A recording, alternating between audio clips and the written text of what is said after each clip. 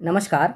लोक शिक्षण संचालनालय मध्य प्रदेश भोपाल द्वारा राष्ट्रीय उपलब्धि सर्वेक्षण 2021 की तैयारी हेतु प्रैक्टिस पेपर 3 में विषय गणित का हल हम आज पढ़ने वाले हैं।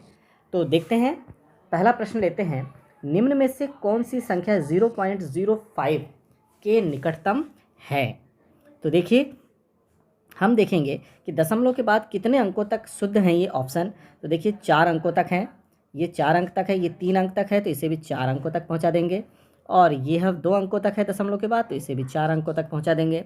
और जो हमारा प्रश्न है 0.05, तो इसे भी हम 4 अंकों तक पहुंचा देंगे। अब हम देखते हैं कि इस 0 के बाद 500 है, यहाँ 0 के बाद 600 है, यहाँ 0 के बाद 510 है, यहाँ 0 के बाद 499 है, और यहाँ 0 के बाद 505 है। तो हम जान रहे हैं कि 500 के सबसे निकट क्या होगा? 499 होगा। अर्थात 0.05 के सबसे निकटतम संख्या 0.049 है। ऑप्शन नंबर सी सही है। दूसरा प्रश्न है, नीचे दिखाई गई आकृति का क्षेत्रफल क्या है? तो नीचे दिखाई गई आकृति में हमें देखिए दिया है 9 सेंटीमीटर पूरी लंबाई है, यहाँ से यहाँ तक की चौड़ाई 5 सेंटीमीटर है। तो देखिए 5 सेंटीमीटर यहाँ से यहाँ तक, ये देखिए हमने मिला दिया, तो अब ये दूरी भी कितनी है? ये वाली दूरी भी हमारी 5 सेंटीमीटर है ना? ये दूरी भी हमारी कितनी है? 5 सेंटीमीटर है। अब हमारे पास क्या है? एक आयत है और एक त्रिभुज है। जब यहाँ से यहाँ तक की दूरी हमारी 7 है, तो ये दूरी कितनी है? ये दूरी हमारी 2 है। तो हमें एक यहाँ लिख दिया हमने 2, और इसकी ऊंचाई देखिए यहाँ से यहाँ तक की दूरी यदि 5 है, तो ये दूरी भी देखिए कितनी है? ये हो गई 5, तो ऊपर कितना शेष बच गया? 2। तो हम लिखेंगे सीधे आकृति का क्षेत्रफल। आकृति का क्षेत्रफल कितना हो जाएगा भैया? आयत का क्षेत्रफल धन समकोण त्रिभुज का क्षेत्रफल। ये दोनों से मिलकर बना है। तो आयत का क्षेत्रफल क्या हो गया? ऐसा आयत जिसकी लंबाई 9 है और चौड़ाई 5 है, धन त्रिभुज, समकोण त्रिभुज क्या है? 1/2, जिसका आधार 2 और ऊंचाई 2 है। तो देखिए हम इन दोनों को हल कर देंगे, क्या हो जाएगा? 9 पाना 45 धन, और ये हो गया 2 से 2 कैंसिल हो गया, तो 2 एकम 2 बराबर 47 वर्ग सेंटीमीटर। ऑप्शन नंबर बी सही है। अब लेते हैं तीसरे नंबर का प्रश्न। तीसरे नंबर का प्रश्न है, यदि त्रिभुज 99 से बड़ा एक पूर्णांक हो, तो निम्न में से किस व्यंजक का मान सबसे अधिक है? किस व्यंजक का मान सबसे अधिक है? तो देखिए 99 से बड़ा पूर्णांक है, तो पूर्णांक है, तो अब हम यहाँ मान लो कि इसे 100 मान लें। 99 से बड़ा पूर्णांक क्या है? 100 है। जब हमने 100 मान लिया, तो यहाँ पर पहला वाला ऑप्शन जो है 99 के बटे में 100 हो जाएगा, यानी यह जो मान आएगा 1 से छोटा है। जब हम 1 से छोटी संख्या से किसी संख्या में भाग देते हैं, तो मान हमें कैसा प्राप्त होगा? उत्तर हमें प्राप्त होगा 1234 से ग्रेटर, 1234 से बड़ा उत्तर प्राप्त होगा हमें। और यहाँ पर देखिए 1234 से ऑप्शन नंबर बी में जब हम 1234 में 99 बटे माना कि 100 का हम यहाँ गुणा कर रहे हैं, तो 1 से छोटी संख्या का यदि हम गुणा करते हैं, तो हमें मान कैसा प्राप्त होगा? 1234 से भी छोटा मान प्राप्त होगा। यहाँ पर देखिए हम 1234 में यदि 1 से छोटी संख्या जोड़ रहे हैं, तो 1235 से छोटा मान प्राप्त होगा। 1235 से छोटा मान प्राप्त होगा। त्रिभुज का मान जाने बिना कुछ नहीं कहा जा सकता। तो यहाँ पर देखिए, हर स्थिति में यहाँ पर 1234 से बड़ा x का मान प्राप्त हो रहा है। तो हम यहाँ कहेंगे ऑप्शन नंबर ए सही है। क्वेश्चन नंबर 4 देखते हैं। इनमें से किस संख्या युग्म के बीच एक परिमेय संख्या मिल सकती है? किस संख्या युग्म के बीच में हमें एक परिमेय संख्या मिल सकती है? तो देखते हैं परिमेय संख्या हमें कहाँ कहाँ मिल सकती है। ये है 10 की घात, ऑप्शन नंबर पहला वाले को हम देखते हैं। क्या लिखा है? 10 की घात ऋण 1 यानी 1/10 और 11 की घात ऋण 1 यानी 1/11। तो हम यहाँ देख रहे हैं कि 1/10 और 1/11 के बीच में तो परिमेय संख्या संभव है। फिर कितना है? ऋण 4 और ऋण 5, इन दोनों के बीच में भी अनंत परिमेय संख्याएं संभव हैं। और यहाँ फिर है हमारे पास 6.5 और 6.6, तो इन दोनों के बीच में भी अनंत परिमेय संख्याएं संभव हैं। तो हम लिख देंगे कि 1, 2, 3 सभी परिमेय संख्या मिल सकती है। ऑप्शन नंबर डी सही है। प्रश्न 5 है, दिखाए गए चित्र में PQRS एक समांतर चतुर्भुज और RSTU एक समचतुर्भुज है। कोण QPS 66 अंश, कोण RTU 37 अंश और कोण PSO का मान कितना होगा? तो देखिए, QPS हमें दिया हुआ है 66 अंश, RTU हमें दिया हुआ है 37 अंश। अब हम देखते हैं कोण PSO का मान हमें ज्ञात करना है। PSO का मान हमें ज्ञात करना है, इस कोण का मान हमें निकालना है। तो देखिए, सबसे पहले तो ये समांतर रेखाएं होती हैं समचतुर्भुज में, तो ये 37 अंश का कोण है तो उसका एकांतर अंतः कोण भी 37 अंश का होगा। अब देखिए, चूंकि ये दोनों बराबर भुजाएं हैं, समचतुर्भुज की भुजाएं बराबर होती हैं तो उनके सम्मुख कोण भी बराबर होंगे, तो ये नीचे वाला कोण भी 37 अंश होगा। ये दोनों मिलके 74 अंश के कोण हुए। तो जब हम इस रेखा को आगे तक बढ़ा देंगे, टी तक बढ़ा देंगे, यू तक बढ़ा देंगे, वी तक आगे तक बढ़ा दिया, तो ये 74 अंश का संगत कोण जो होगा वह भी 74 अंश होगा। और फिर ये जब है तो इसका संगत कोण देखिए, ये सामने बना है, यह भी 74 अंश का होगा। तो हमारे पास 3 प्रकार के 74 अंश होगा। ये 74, 37 37 मिलकर 74, यह भी 74 और उसका संगत भी 74। अब हम लेते हैं, हमारे पास है त्रिभुज POS। त्रिभुज POS में एक कोण है हमारा 66 अंश, दूसरा कोण है हमारा 74 अंश। तो चूंकि तीनों कोणों का योग 180 अंश होता है, तो 180 में से जब हम 66 अंश और 74 अंश को घटा देंगे तो देखिए कितना बच जाएगा। 66 और 74 मिलकर हो गए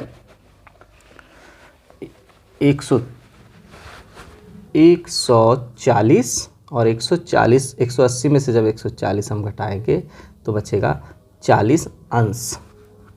तो यहाँ पर हमारा उत्तर प्राप्त हुआ 40 अंश। ऑप्शन नंबर बी सही है। फिर लेते हैं 6वें नंबर का प्रश्न। 4x² + y² + xy को पूर्ण वर्ग बनाने के लिए क्या करना पड़ेगा? इसे पूर्ण वर्ग बनाने के लिए हमें क्या करना पड़ेगा? चलिए हम इसे कर लेते हैं। हमारे पास है 4x² + y² + xy। तो देखिए 4x² को हम लिख सकते हैं 2x पूरे का स्क्वायर, और इस तरफ लिख दिया मैंने ये y²।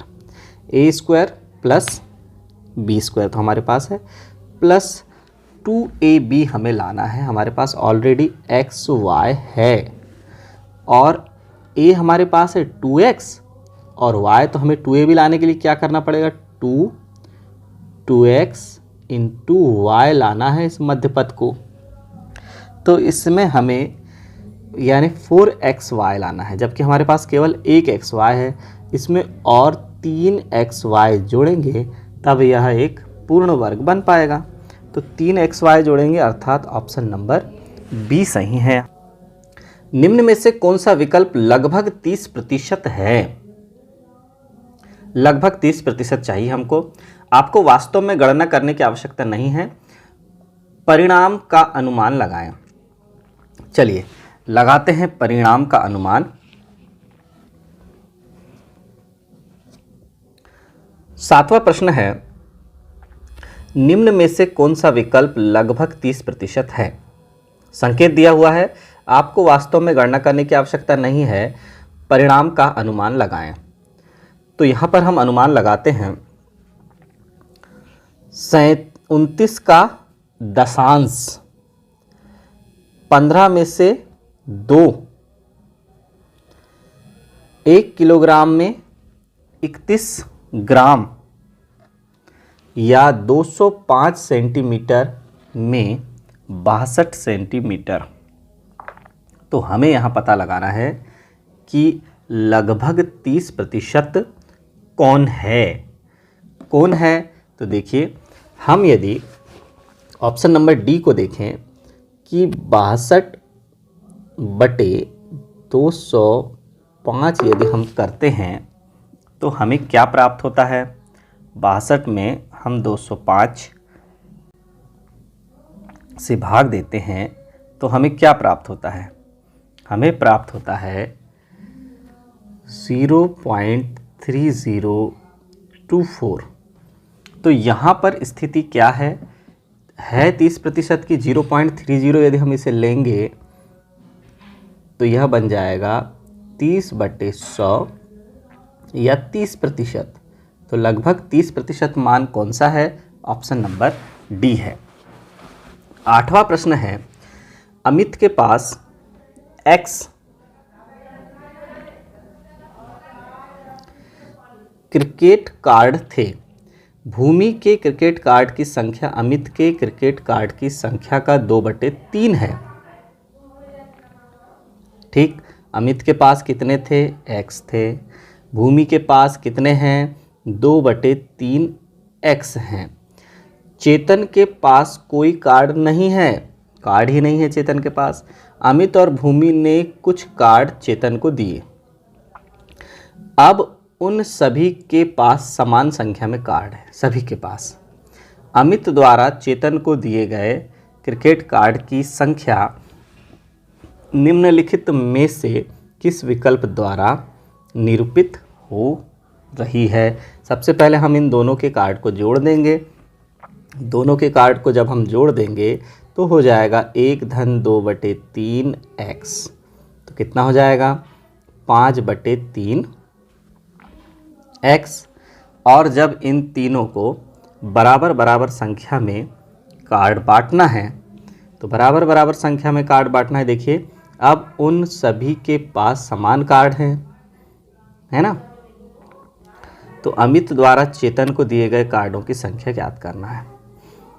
तो सबसे पहले हम देखेंगे कि जब तीनों को बराबर में बांटेंगे, 5/3 गुणा 1/3x, तो हो गया ये 5/9x कार्ड केवल अमित ने दिया। लेकिन ध्यान रखें, अमित ने दिया किसको? चेतन को। तो अमित ने दिया, अमित के वास्तव में कार्ड कितने हैं? x हैं। x में से उसने कितने दे दिया? 5x/9 दे दिया। तो अब उसके पास कितने कार्ड बचेंगे? 9x - 5x/9 बराबर 4x/9। तो 4x/9 कार्ड उसके पास बचेंगे। ऑप्शन नंबर सी सही है। अब लेते हैं प्रश्न नंबर 9। तार की जाली के एक टुकड़े से बेलनाकार पेड़ रक्षक बनाया गया। ये देखिए, पेड़ रक्षक बनाया गया है बेलनाकार, जिसकी ऊंचाई 121 सेंटीमीटर है। ऊंचाई दी हुई है, ऊंचाई दी गई है 121 सेंटीमीटर, जैसा कि नीचे दिखाया गया है। पेड़ रक्षक द्वारा जमीन का अधिकतम कितना क्षेत्रफल घेरा जाएगा? जमीन का कितना क्षेत्रफल घेरा जाएगा, यानी आधार का क्षेत्रफल हमें ज्ञात करना है। आधार का क्षेत्रफल हमें ज्ञात करना है। तो देखिए आधार की परिधि यदि हम निकालना चाहें तो हमें दी हुई है क्या, आधार की परिधि देखिए क्या हो सकता है।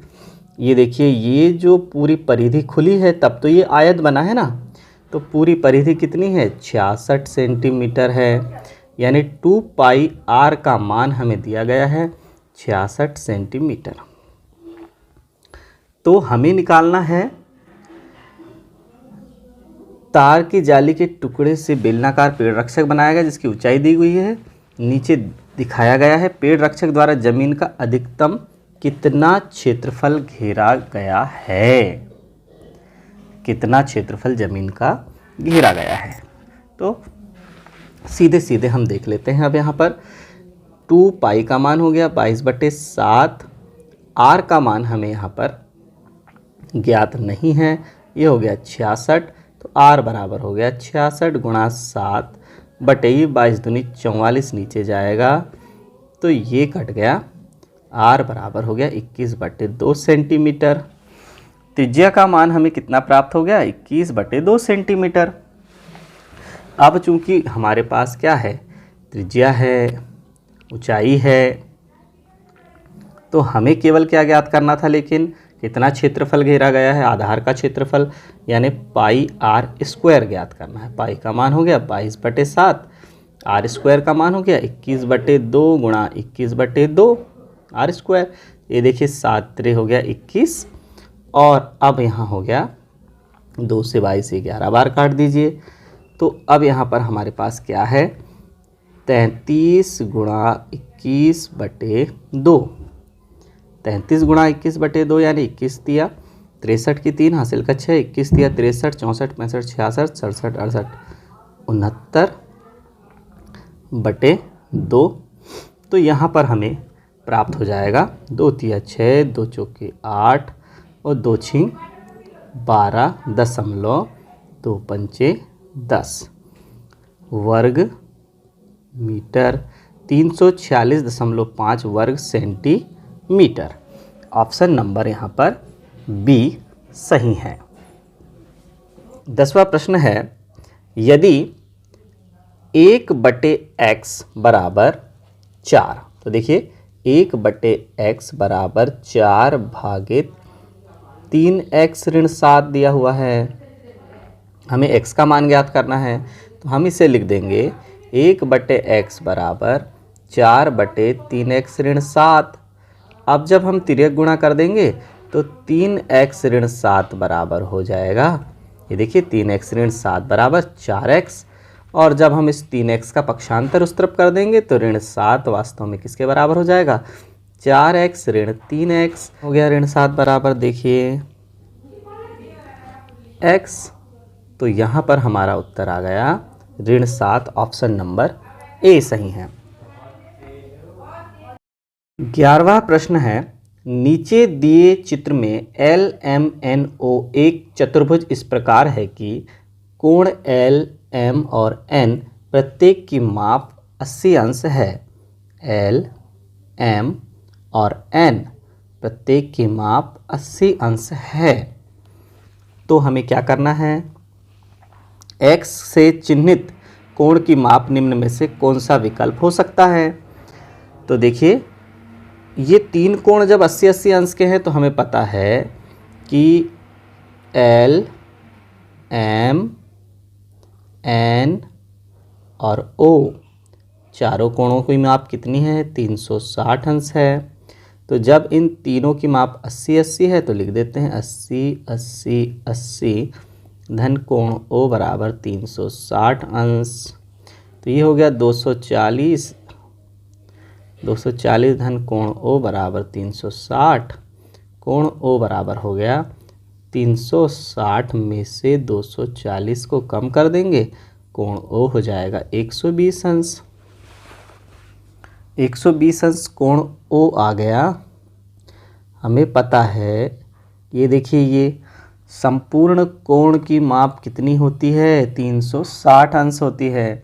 तो तो जब संपूर्ण कोण की माप 360 अंश होता है तो कोण ओ धन कोण x बराबर 360 अंश, कोण ओ है 120 अंश और कोण x बराबर 360 अंश। तो कोण x बराबर हो जाएगा 360 ऋण 120 बराबर फिर से आ गया 240 अंश। 240 अंश यानी ऑप्शन नंबर सी सही है। अब 12वां प्रश्न लेते हैं। यदि m एक प्राकृत विषम संख्या को निरूपित करता है तो निम्न में से कौन सा व्यंजक एक सम संख्या है। m क्या है? प्राकृत विषम संख्या को निरूपित करता है। 2n-1 प्राकृत विषम संख्या को निरूपित करता है तो निम्न में से कौन सा व्यंजक एक सम संख्या है। देखिए सम संख्या जोड़ दी गई तो यह भी संभव नहीं है। अब यहाँ पर देखिए विषम संख्या का वर्ग करने पर भी विषम संख्या ही प्राप्त होगी और उसमें फिर एक और विषम संख्या जोड़ देंगे तो हमें पता है कि दो विषम संख्याओं का योग सदैव एक सम संख्या होता है। ऑप्शन नंबर डी यहाँ सही है। 13वां प्रश्न है, नीचे दिखाई गई संख्या रेखा में बिंदु Q ऋण 3 और ऋण 4 का मध्य बिंदु है। ठीक है, निम्नलिखित में से कौन सा भिन्न बिंदु Q और ऋण 4 के बीच स्थित है।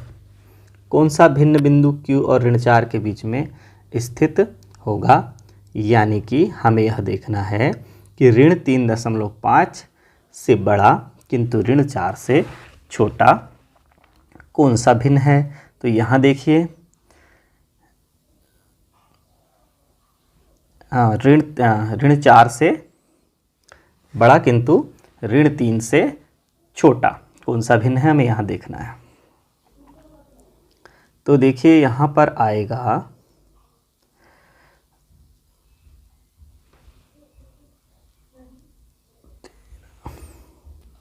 इसे देखिए ऑप्शन नंबर बी को देखिए, इसे जब हम हल करेंगे तो हमें क्या प्राप्त हो रहा है 6 दूनी 12 6 18 यानी कि लगभग 0.66 प्राप्त हो रहा है।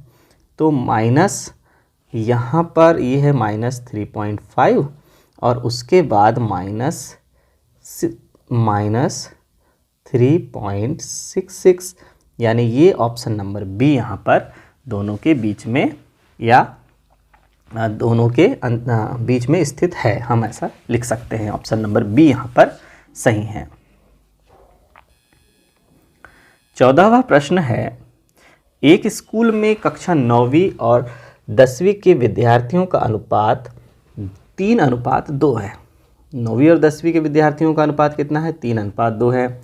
कक्षा 9वीं के 30% और कक्षा 10वीं के 10% विद्यार्थी कमेटी के लिए चुने गए हैं। दोनों कक्षाओं के कुल विद्यार्थियों का कौन सा हिस्सा स्कूल विद्यार्थी कमेटी के लिए चुना गया है। तो देख लेते हैं 3:2 है उनका अनुपात। तो 9वीं के विद्यार्थी कितने हैं 3x और 10वीं के विद्यार्थी हैं 2x। ठीक, 9वीं के विद्यार्थियों का 30% चुना गया है।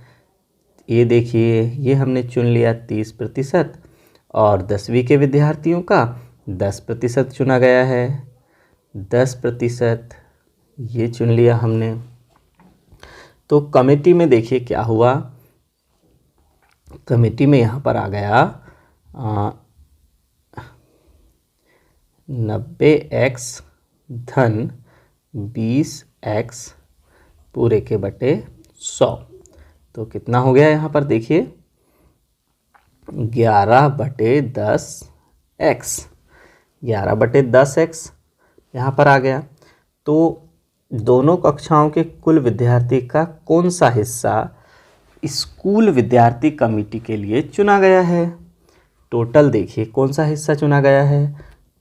तो दोनों कक्षाओं की कुल संख्या कितनी है 5x। अब कौन सा हिस्सा चुना गया है तो अभी देख लेते हैं 11/10 चुना गया है ना। तो अब हम इसे हल कर देंगे तो x से x कैंसिल, सबसे नीचे से एक ऊपर जाएगा तो 11/50। कौन सा हिस्सा चुना गया है? 11/50, यानी ऑप्शन नंबर ए यहाँ सही है।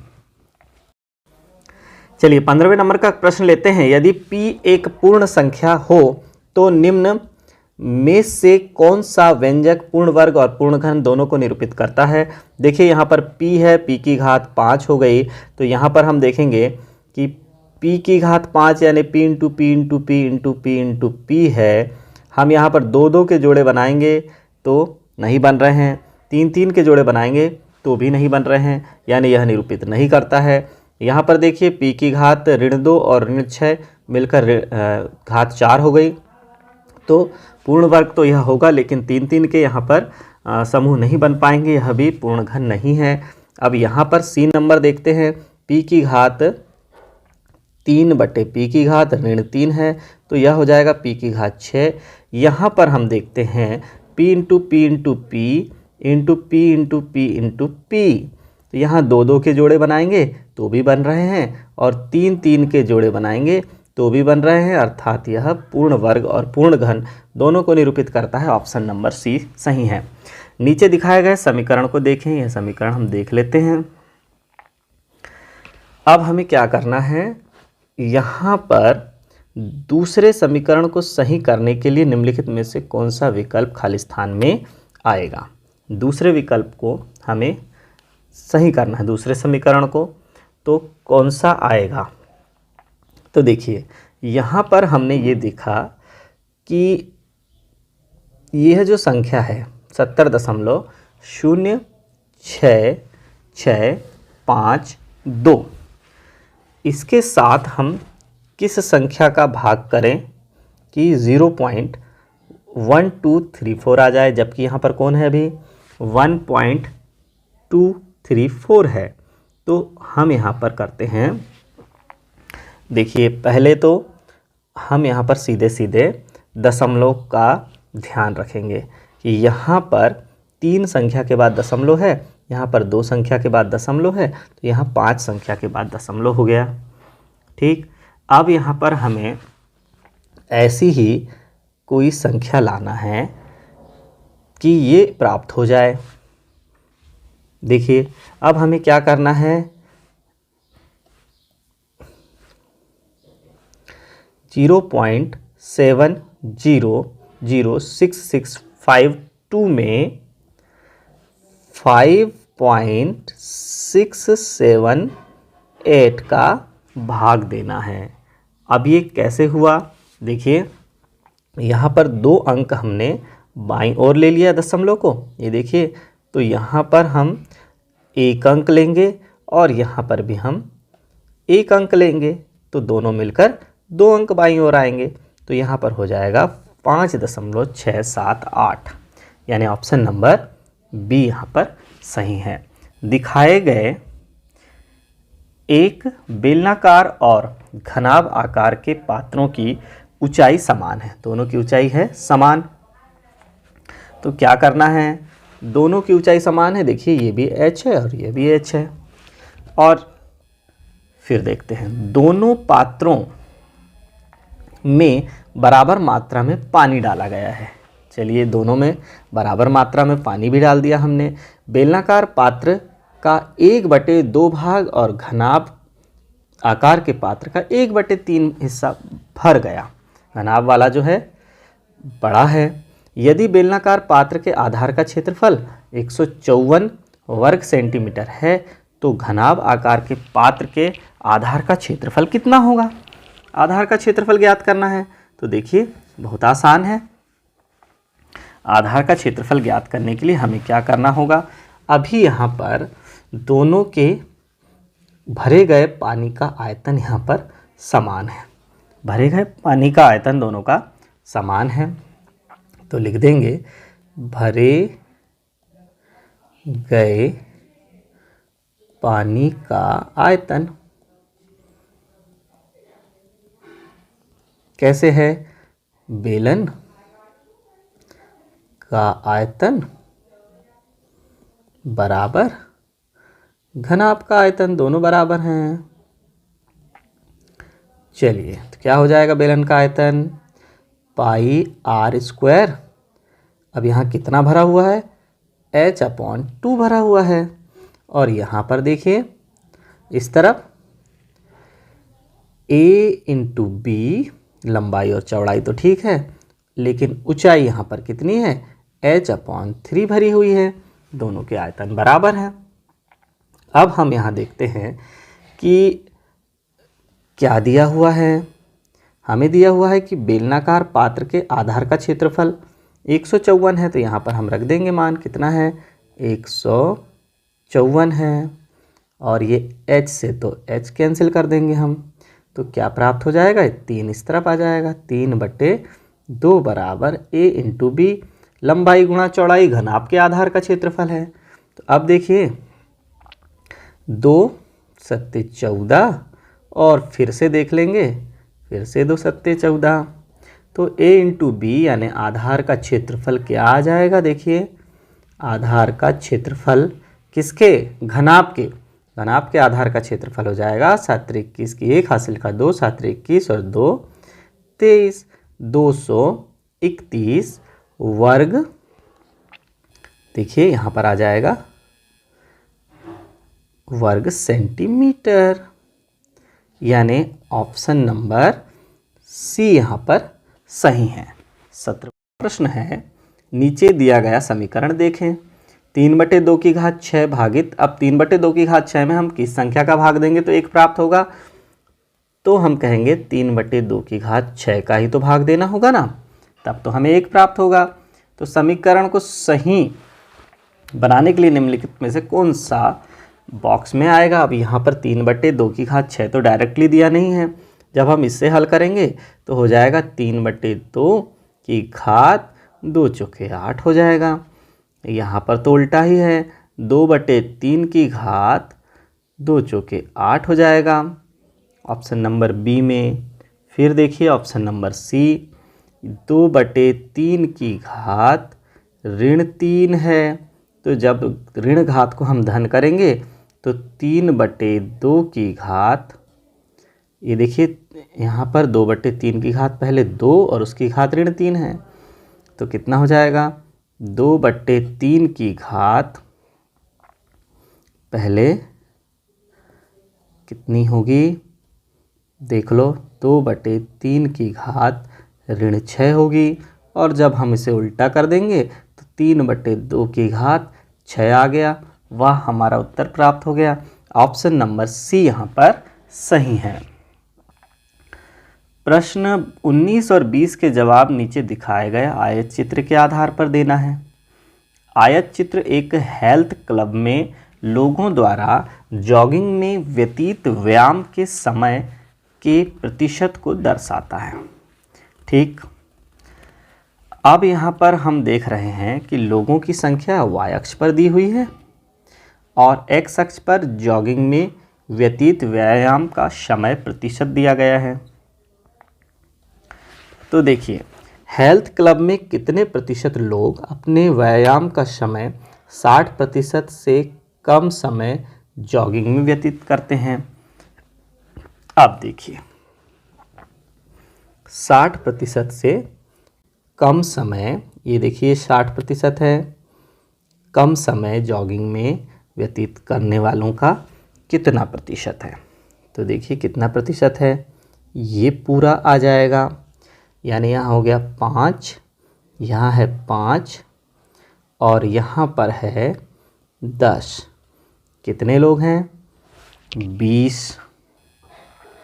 कितने हैं? 20 हैं। तो यहाँ पर क्या आ जाएगा?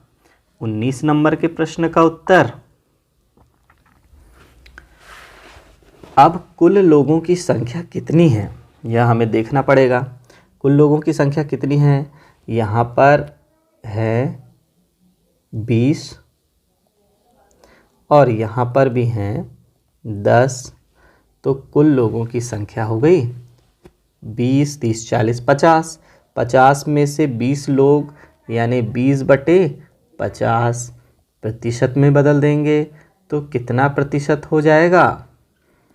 40% लोग 60% से कम समय जॉगिंग में व्यतीत करते हैं। कितने लोग? 40% लोग। ऑप्शन नंबर डी यहाँ पर सही है। 20वां प्रश्न है, आयत चित्र के आधार पर निम्नलिखित में से कौन सा कथन सही है?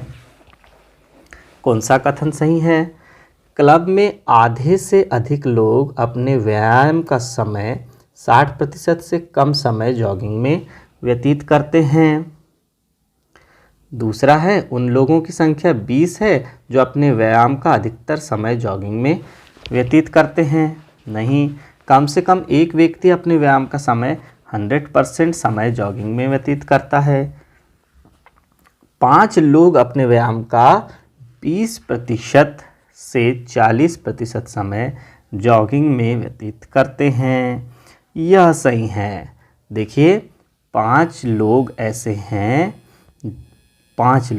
हैं, देखिए, अपने व्यायाम का समय 20% से 40% समय जॉगिंग में व्यतीत करते हैं। 20 से 40% समय जॉगिंग में बिताने वालों की संख्या कितनी है? 5 है। तो ऑप्शन नंबर डी यहाँ पर सही है। 21वां प्रश्न है, अरुण के गुल्लक में कुछ पैसे थे, उसने p रुपए गुल्लक में और डाले तो कुल राशि p/2% बढ़ जाती है। अरुण द्वारा p रुपए डालने से पहले गुल्लक में कितने पैसे थे? तो देखिए, अरुण के गुल्लक में मान लो 100 रुपये होते और उसमें p रुपए डालते तो p% की वृद्धि होती,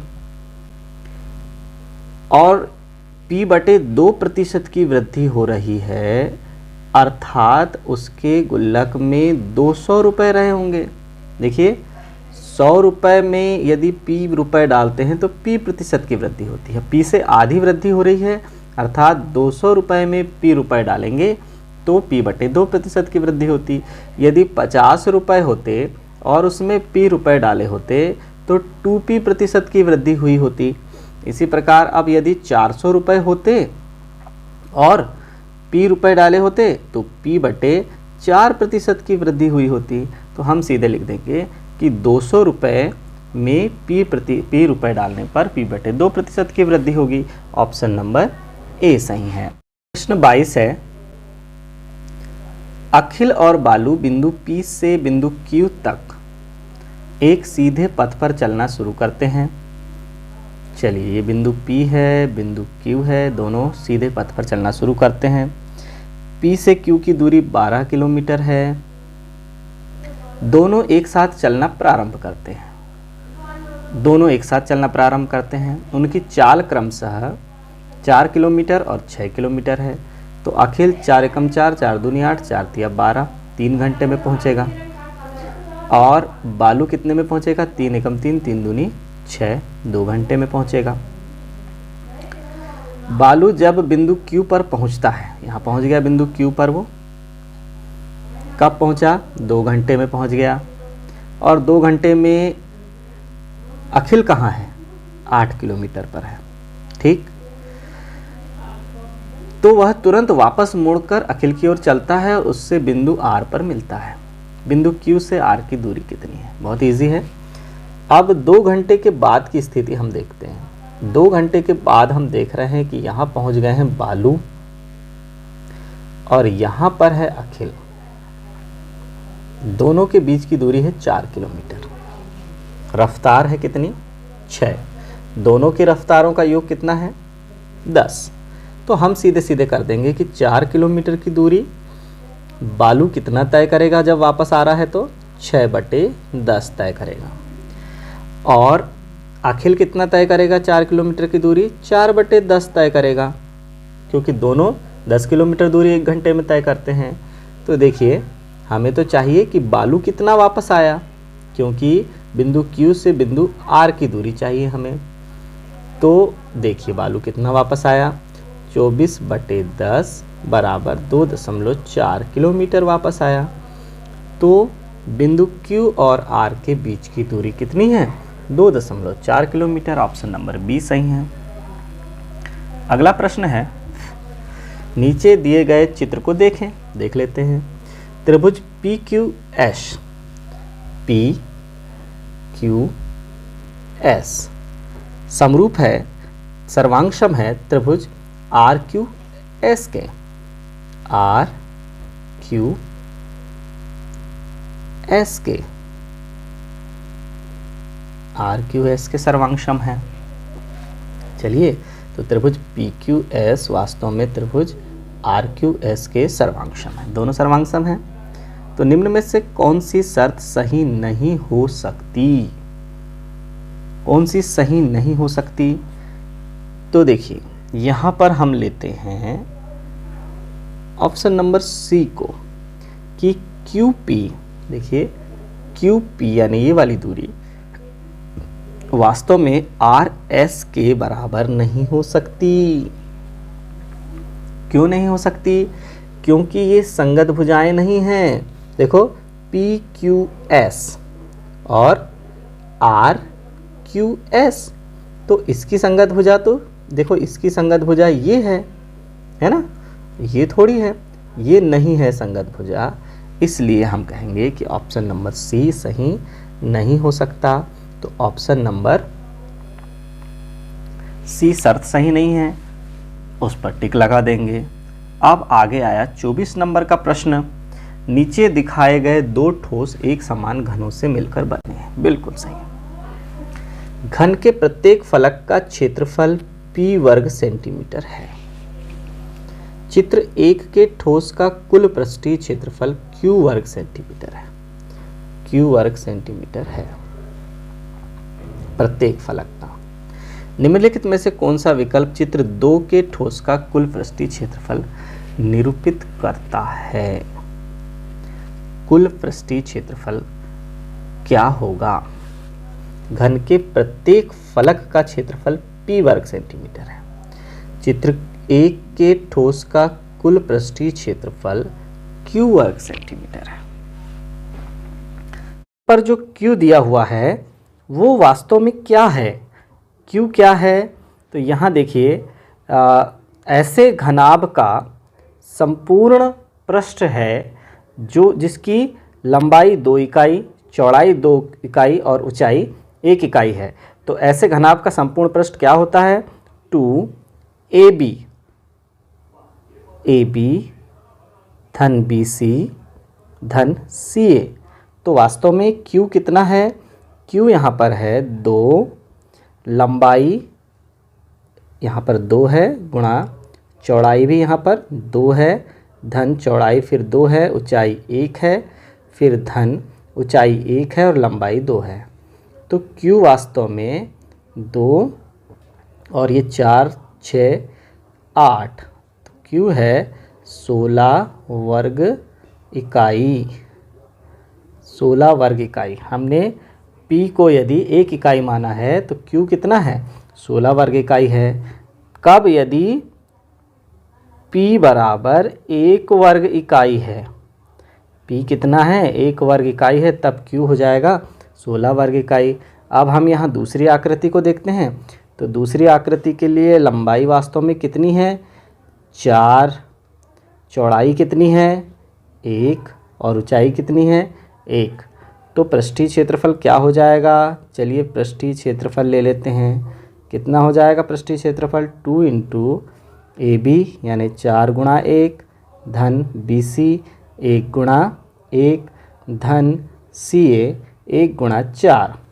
तो ये हो गया 2 गुणा 4 एकम 4 और 1 और ये 4, तो हो गया 9 दूनी 18 वर्ग इकाई। ये हो गया 18 वर्ग इकाई। अब चूँकि हमें क्या देखना है कि इन दोनों में क्या संबंध है। वास्तव में Q है 16 वर्ग इकाई और P है 1 वर्ग इकाई। तो हम यदि देखें संबंध क्या हो जाएगा, तो वास्तव में 18 को हम लिख सकते हैं ना P और Q के रूप में। तो P हो जाएंगे 2 और Q हो जाएगा 1, तो 1 Q से हो जाएगा 16 और 2 P से हो जाएंगे 1 1 के 2, तो 2P + Q वर्ग इकाई। ऑप्शन नंबर सी यहाँ पर सही है।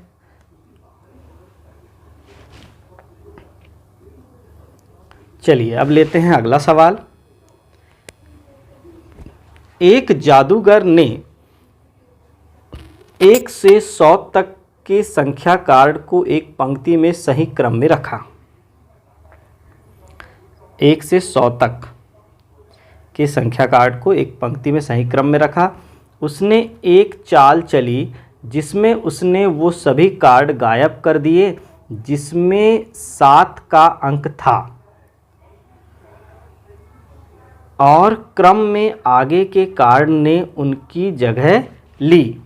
उदाहरण के लिए चाल चलने के बाद 10वीं स्थिति तक की संख्याएं इस प्रकार दिखाई गई हैं। 1 2 3 4 5 6, यहाँ से 7 गायब हो गया, 8 9 10 11, इस तरह से। तो 1वीं 2वीं 3वीं 4वीं 5वीं 6वीं 7वीं 8वीं 9वीं और 10वीं चाल चलने के बाद 88 किस स्थिति में होगी? संख्या 88 किस स्थिति में होगी? चलिए हम देख लेते हैं कि केवल क्या गायब हो रहा है। सभी कार्ड गायब कर दिए जिसमें 7 का अंक था। 7 का अंक जिस संख्या में था वे सभी अंक गायब हो गए हैं। तो ऐसी स्थिति में हम यह देख रहे हैं कि 88 तक कितने ऐसे अंक हैं जिनमें 7 होता है। देख लेते हैं।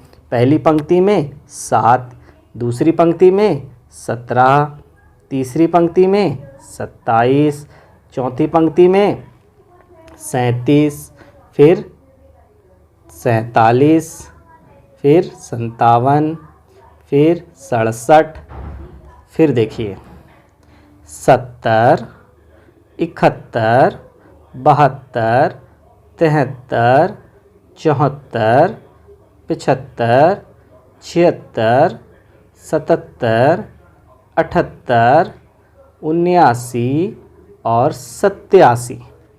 इतने अंक हैं जो 88 के पहले हैं और जिनमें 7 आया है। तो नाप लें।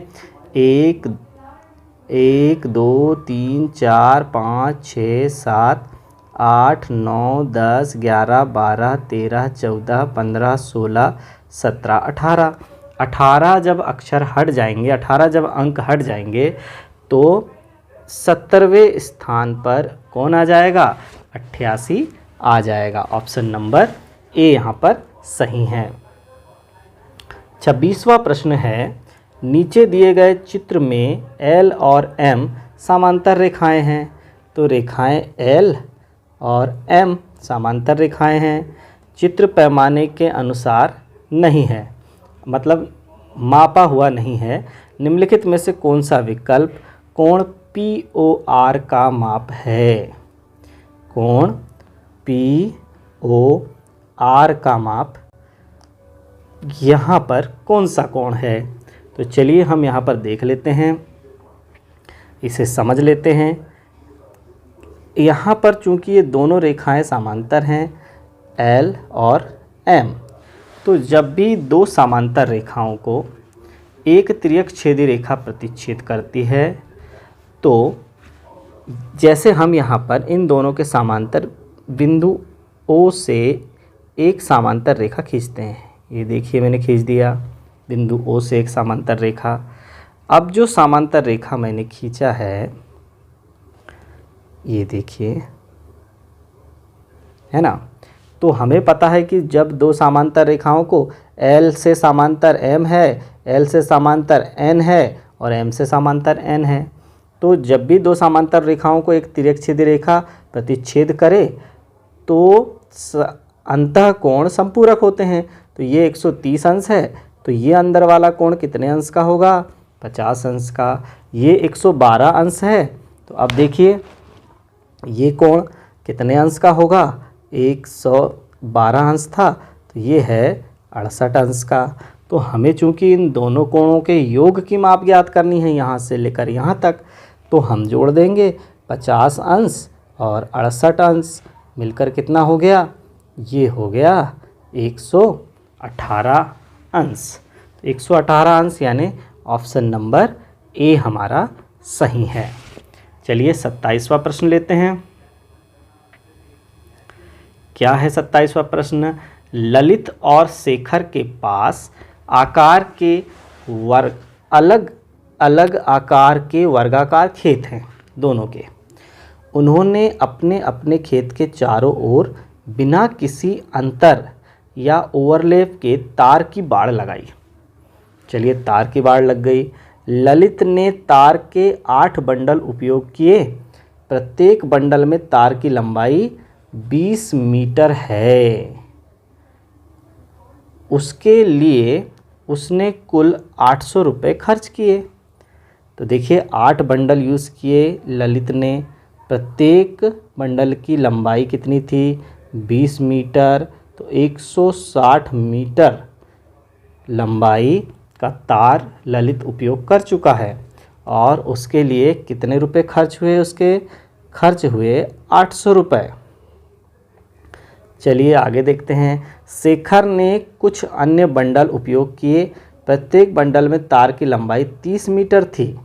अब शेखर ने कितने बंडल माना x बंडल उपयोग किया और प्रत्येक बंडल में तार की लंबाई 30 थी। कुल कितना हो गया? 30x मीटर हो गया। उसने कुल 300 रुपये खर्च किए और इस काम में उसे कितने रुपए खर्च हुए? 300 रुपये। दोनों ने प्रति मीटर तार के लिए समान पैसे चुकाए। दोनों के खेतों की भुजाओं की लंबाई का अंतर कितना है?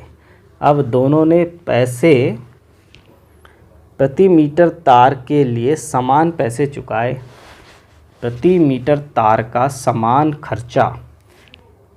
तो देखिए चूँकि ललित ने 160 मीटर खरीदा, 160 मीटर की कीमत कितनी है?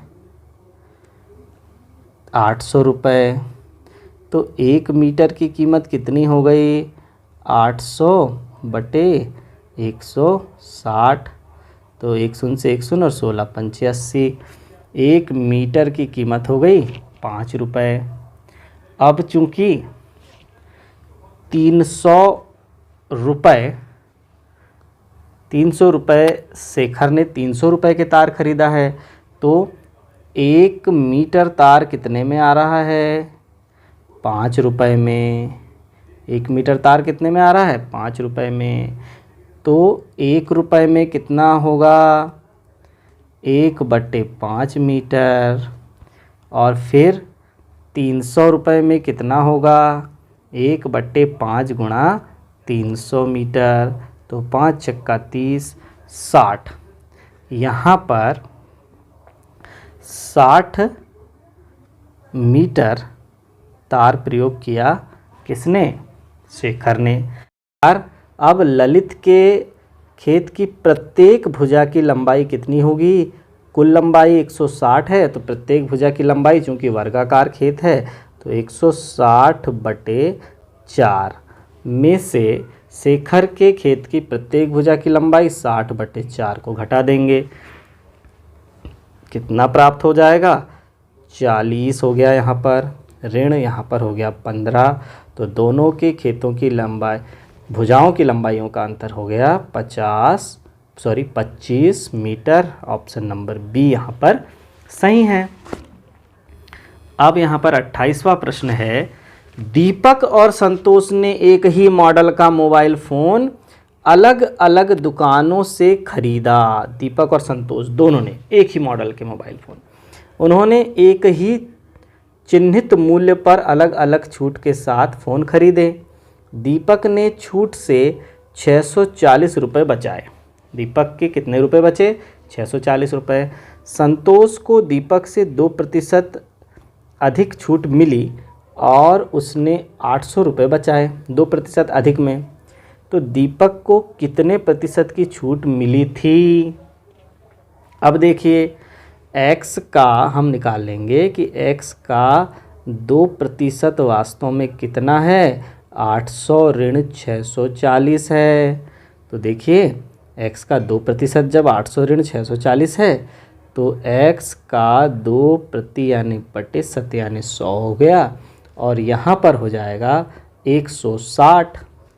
तो यहाँ पर x बराबर हो जाएगा 160 गुणा 100 बटे 2, तो ये हो जाएगा c। तो x बराबर 8,000 कुल मोबाइल का मूल्य था। अब 640 रुपये बचे, तो कितनी छूट मिली?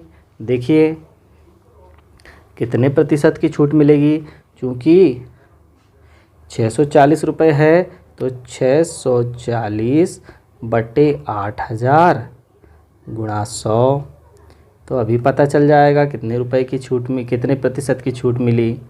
ये हो जाएगा छूट प्रतिशत।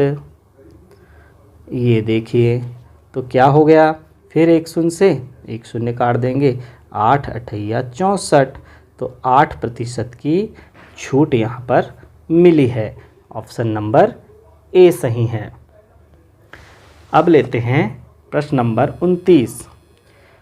गणित, भौतिक शास्त्र और रसायन शास्त्र में सोना के औसत अंक 75 हैं।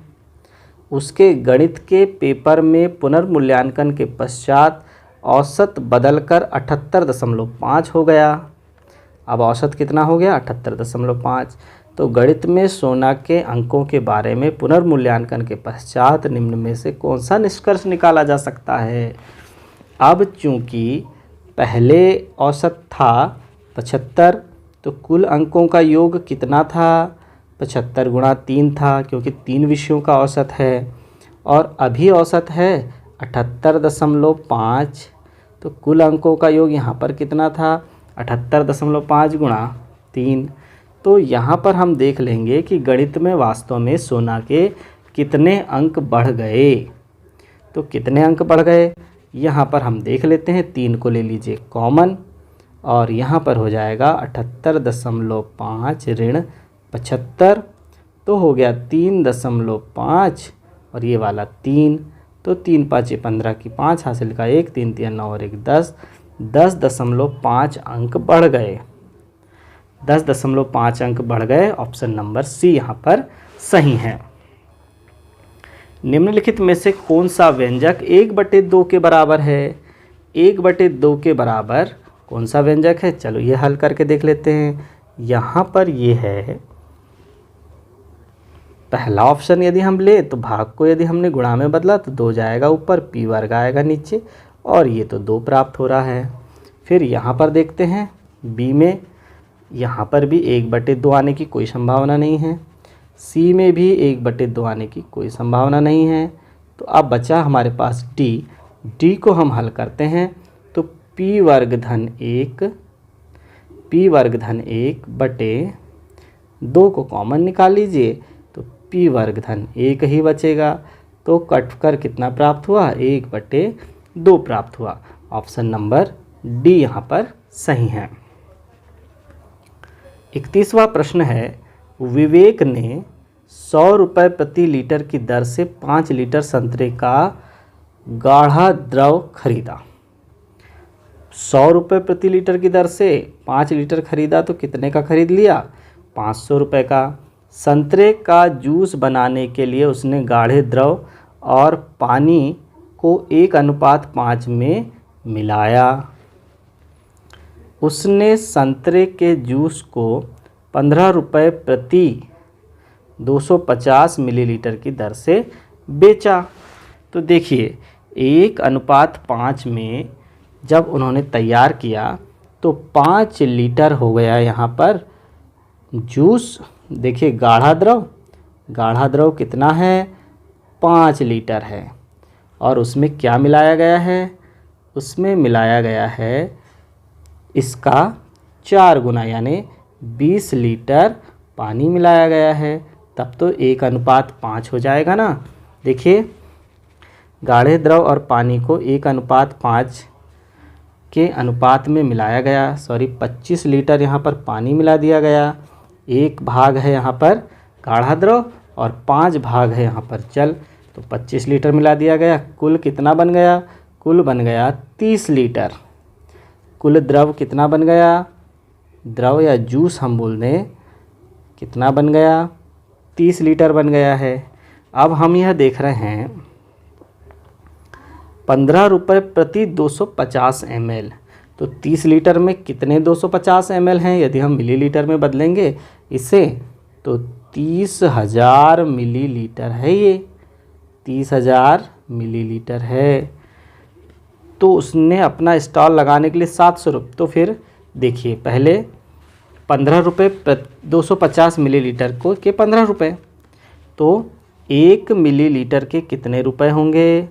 1 मिलीलीटर के होंगे 250 मिलीलीटर के 15 रुपये हैं। तो 1 मिलीलीटर के कितने होंगे? 15/250। और 30,000 मिलीलीटर के कितने होंगे?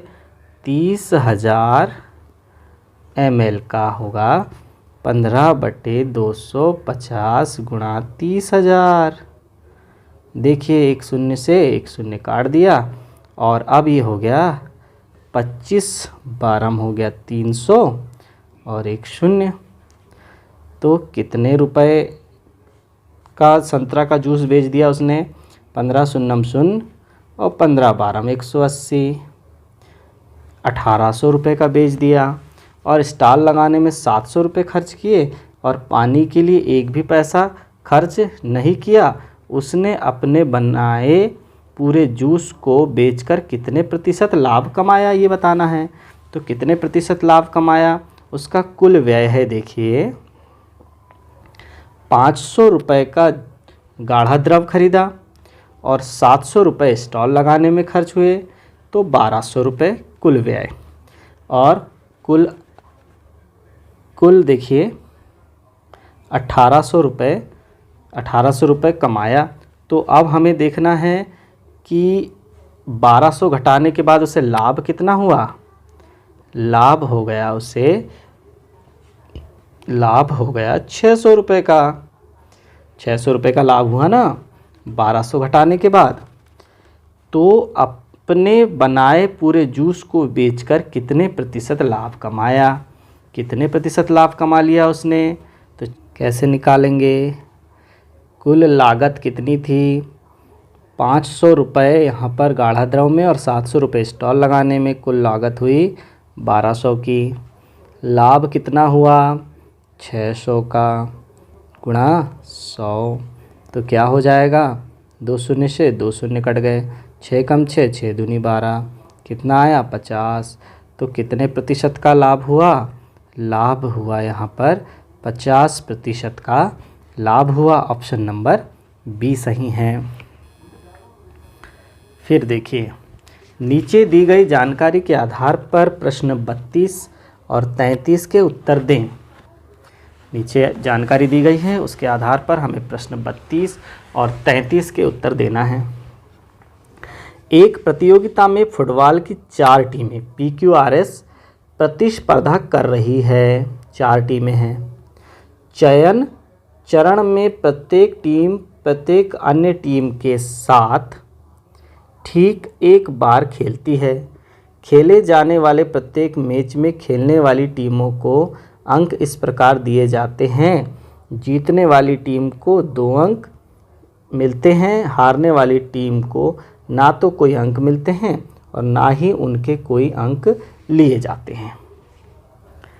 यदि मैच बराबरी पर ख़त्म होता है तो दोनों टीमों को 1-1 अंक मिलता है। चलिए ठीक है। चयन चरण के पूरा होने के पश्चात 3 टीमों के अंक नीचे तालिका में दिखाए गए हैं। टीम P को 0 अंक, टीम Q को 4 अंक और S को 3 अंक। यदि टीम Q द्वारा खेला गया कोई भी मैच बराबरी पर ख़त्म नहीं हुआ तो टीम R के अंक कितने थे? देखिए, Q के द्वारा खेला गया कोई भी मैच बराबरी पर ख़त्म नहीं हुआ, Q के साथ वाला, ध्यान रहे। तो यहाँ पर कितना हो जाएगा? तो यहाँ पर हो जाएगा टीम R के अंक हो जाएंगे 5। कैसे हो जाएंगे? क्योंकि प्रत्येक टीम, ये देखिए यहाँ पर प्रत्येक टीम के साथ एक मैच खेला गया है ना। अब यहाँ पर टीम Q एक मैच हारी है, टीम P 3 मैच हार गई और टीम S एक मैच बराबरी पर रहा और एक मैच हार गई। ठीक, तो अब यहाँ पर देखिए कि चारों टीमों के बीच में जब एक एक मैच हो रहा है तो हम इसे कैसे दिखाएंगे? PQ QR RS PQ, ये देखिए अब PR और PS ये मैच हुए। सबसे पहले P जो है वो तीनों टीमों के साथ एक एक मैच खेल चुकी। अब देखिए जो Q है वो R के साथ खेल रहा है और S के साथ खेल रहा है। P के साथ तो खेल चुका और R जो है वो S के साथ खेल रहा है, क्योंकि R S के साथ खेल चुका। देखिए R जो है वो S के साथ खेल रहा है क्योंकि P के साथ भी खेल चुका और Q के साथ भी वह खेल चुका। तो कुल मिला के कितने मैच हुए? 1 2 3 4 5 और 6 मैच हुए। तो जो 6 मैच में कुल पॉइंट कितने हुए? कुल पॉइंट 12 हुए। तो 7 पॉइंट जब इन तीनों के मिलाकर हो चुके हैं तो बचे हुए 5 पॉइंट किसे मिलेंगे? डी, ऑप्शन नंबर डी सही है। किसे मिलेंगे बचे हुए 5 पॉइंट? आर को मिलेंगे। अब आगे हम देखते हैं, यदि टीम Q और टीम S के बीच मैच बराबरी पर ख़त्म हुआ तो टीम Q और टीम R के बीच के मैच का परिणाम क्या होगा? देखिए अब हम यह देख रहे हैं कि टीम Q और S के बीच का मैच बराबरी पर, Q और S के बीच का मैच बराबरी पर ख़त्म हुआ। तो टीम Q और टीम R के बीच के मैच का परिणाम क्या था?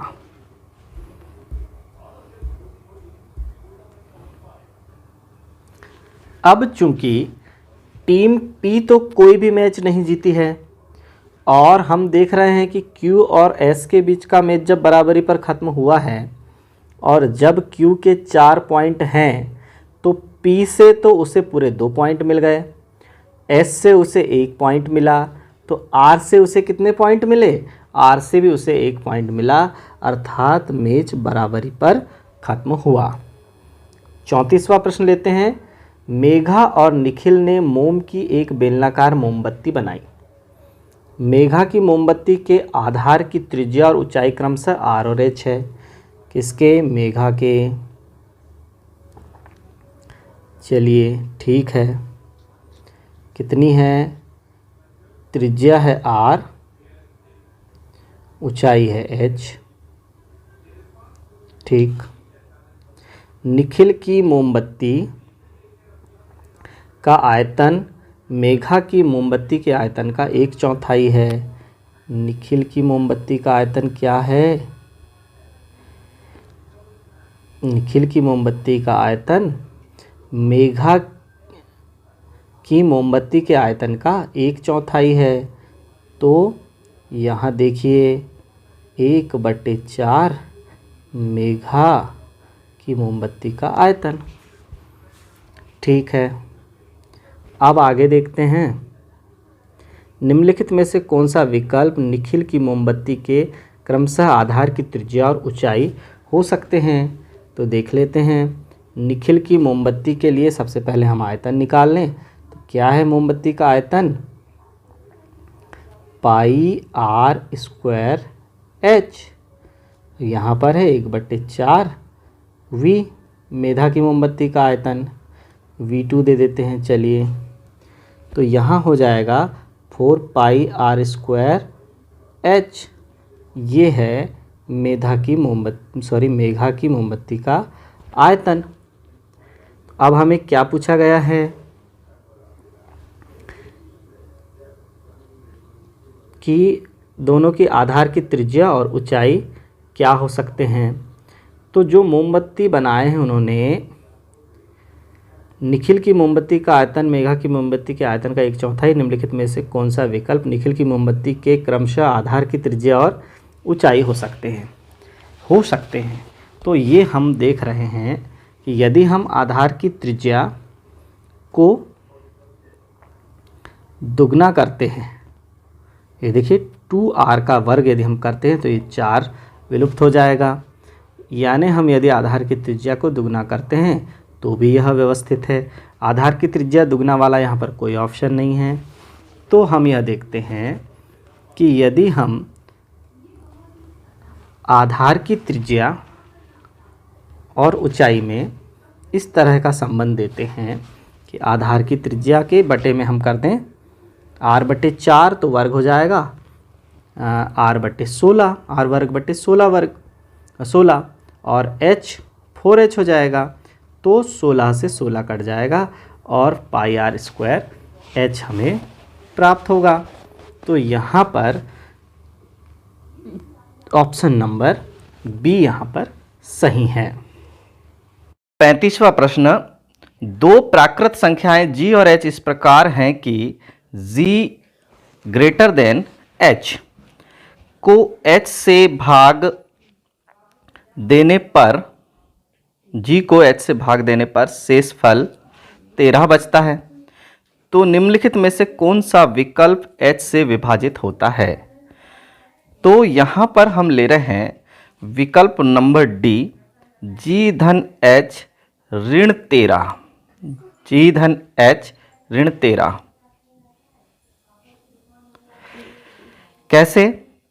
माना कि g हमारे पास 30 है, h हमारे पास 17 है। तो 17 से जब हम 30 में भाग देंगे तो यहाँ पर हमें कितना प्राप्त हो जाएगा, हमें 13 प्राप्त हो जाएगा। 13 से इस फल प्राप्त होगा।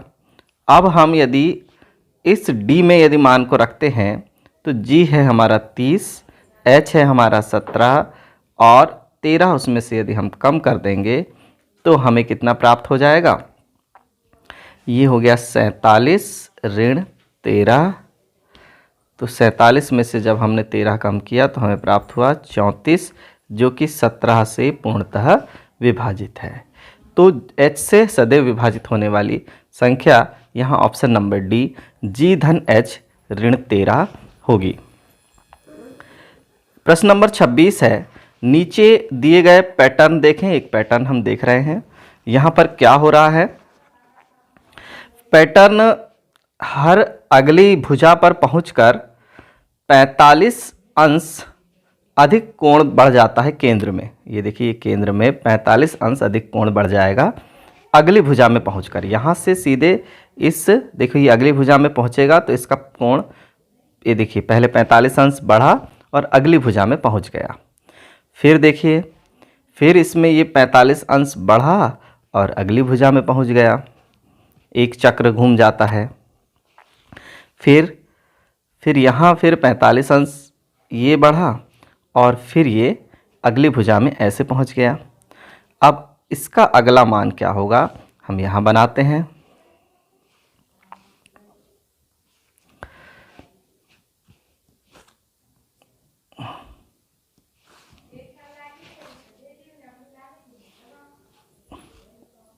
ये देखिए अब हम इसमें इस चौथी आकृति में जैसे ही 45 अंश बढ़ाएंगे तो ये आकृति इस तरह से छायांकित होगी और जब हम इसको अगली भुजा में पहुंचाएंगे तो यह आकृति कैसी हो जाएगी, इस तरह से हो जाएगी।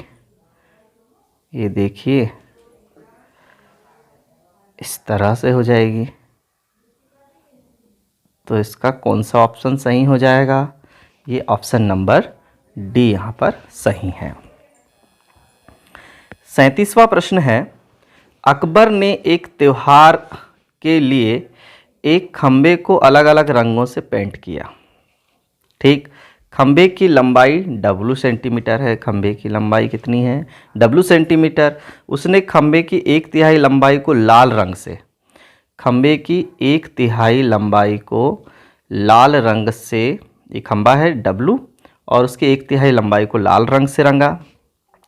बची हुई लंबाई के 5वें हिस्से, बची हुई लंबाई कितनी है? देखिए, जब 1/3 लाल रंग हो गया तो बची हुई लंबाई कितनी है? 2/3 है। 2/3 को के 5वें हिस्से को, 2/3 के 5वें हिस्से को मतलब बट्टे में क्या आ जाएगा? 5। 5वें हिस्से को हरे रंग से पेंट किया, ये हरे रंग से पेंट कर दिया, इसको लाल रंग से पेंट कर दिया। ये खंबे की लंबाई है। ठीक, उसने 3 सेंटीमीटर की बची लंबाई को सफ़ेद रंग से पेंट किया। अब 3 सेंटीमीटर बच रहा है, इसलिए हम यहाँ पर सीधे कर देंगे। देखिए 3 सेंटीमीटर लंबाई बच रही है ना, तो बराबर 3 आना चाहिए पूरे। सबसे पहले कुल खंबे की लंबाई W सेंटीमीटर, उसमें से 1/3 W अर्थात W/3 हम लिख सकते हैं इसको। ये उसने रंगा है लाल रंग से, फिर उसमें से 2W/15 हरे रंग से, और इस पूरे के रंगने के बाद जो लंबाई बची वो 3 सेंटीमीटर थी, इसलिए यह समीकरण संतुलित हो गया। इस तरह से ऑप्शन नंबर डी यहाँ पर सही है। निम्नलिखित में से कौन सा व्यंजक खंबे की लंबाई ज्ञात करने के लिए उपयोग किया जा सकता है? तो ऑप्शन नंबर डी ज्ञात किया जा सकता है। फिर देखिए प्रश्न नंबर 36 है यहाँ, एक परिवार में श्रीमती मेहरा से 3 वर्ष बड़े हैं। श्री मेहरा कैसे हैं? 3 वर्ष बड़े हैं श्रीमती मेहरा से। उनका एक पुत्र और एक पुत्री है। पुत्री अपने पिता से 35 वर्ष छोटी है। पुत्र अपनी माता से 25 वर्ष छोटा है। ठीक, तो पुत्र की आयु से कितना अंतर है? पिता से पुत्री 35 वर्ष छोटी है, तो माता से पुत्री कितने वर्ष छोटी है? क्योंकि माता तो पिता से 3 वर्ष छोटी हैं, तो माता से पुत्री अब 32 वर्ष छोटी हैं। ठीक है, माता से पुत्री कितनी छोटी हैं? 32 वर्ष छोटी हैं। और माता से पुत्र कितना छोटा है? 25 वर्ष छोटा है। तो माता से पुत्री 32 वर्ष छोटी है और पुत्र 25 वर्ष छोटे हैं, तो दोनों की आयु का अंतर कितना है? देखिए, अब यहाँ पर दोनों की आयु 32 में से 25 को आप कम कर दीजिए तो कितना बचा? 7 वर्ष। 7 वर्ष बचा, यानी दोनों की आयु का अंतर कितना है? 7 वर्ष है। ऑप्शन नंबर बी सही है। अब लेते हैं 39वां प्रश्न। साइन थीटा बराबर करनी 3/2 है, तो कौशिक वर्ग थीटा हमें ज्ञात करना है। हमें पता है कि साइन थीटा का व्युत्क्रम कौन है? कौशिक थीटा है। तो यहाँ पर हम लिख देंगे 2/करनी 3। साइन थीटा बराबर करनी 3/2 है, तो कौशिक थीटा बराबर 2/करनी 3, और वर्ग है तो यहाँ लगा देंगे वर्ग।